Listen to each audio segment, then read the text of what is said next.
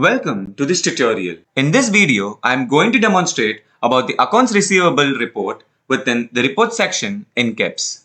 Once the user has navigated to the report section, he or she can navigate to the accounts receivable report by simply typing in the keywords and clicking on the corresponding result. The user can pin the report for ease of access as well. Once clicked, the data within the accounts receivable report is displayed as form of a pivot table where the user can customize and view the same.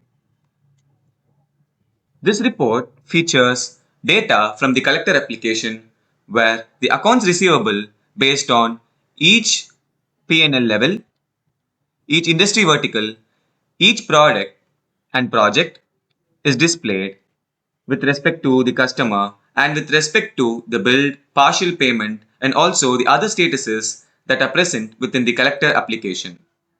The data can be manipulated based on the need of the user. The fields that are displayed can also be manipulated by clicking on the field chooser option.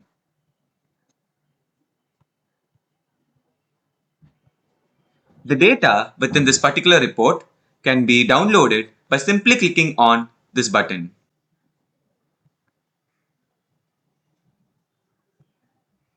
Thank you for watching.